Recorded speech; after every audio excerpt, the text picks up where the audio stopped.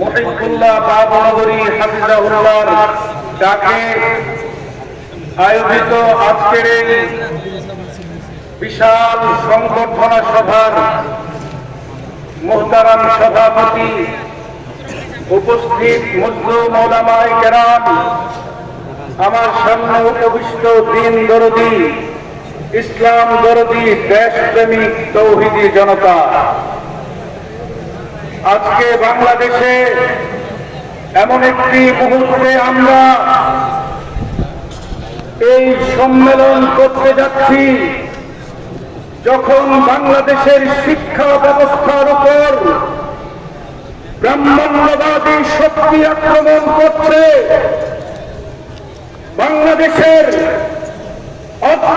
অর্থনীতিকে ধ্বংস করার জন্য হিন্দুত্ববাদী শক্তিগুলো বিভিন্ন ধরনের ষড়যন্ত্র করে যাচ্ছে। আমাদের আগামী প্রজন্মকে দ্বীন ইসলাম থেকে বিচ্যুত করার জন্য বিভিন্ন ধরনের অপকৌশল করছে। ঠিক সেই মুহূর্তে আজকের এই সংবর্ধনা সভা হচ্ছে। আমিরে মুহতারাম কায়েদে মিল্লাত আল্লামা শাহ মুহিবুল্লাহ বাবনগরী হাফিজাহুল্লাহ সামনে রেখে একটি কথাই বলতে চাই। আমিরে হেফাজত, এদেশের উলামায়ে কেরাম, এদেশের ইসলামপন্থী জনগণ জেল খেটেছে, নির্যাতিত হয়েছে, আরো জেল খাটবে, আরো নির্যাতনের শিকার হবে, কিন্তু বাতিলের তাগুতের সাথে মাথা নত করবে না ইনশাআল্লাহ। আজকে বাংলাদেশকে একটি হিন্দুত্ববাদী রাষ্ট্র বানানোর স্বপ্ন দেখে কেউ কেউ, অথচ এই দেশ 47-এ বিভক্ত হয়েছে একটি মাত্র কারণে, সেটি হলো হিন্দুত্ব থেকে নিজেদের ঈমানকে রক্ষা করার জন্য। পরিষ্কার বক্তব্য, জেল আমরা খাটবো, ফাঁসিতে প্রয়োজনে চলতে রাজি আছি, কিন্তু নিজেদের ঈমানকে বিক্রি করতে রাজি নয়। আমির হেফাজত, আপনার উপর গোটা জাতির মুসলিম মিল্লাতের আস্থা আছে।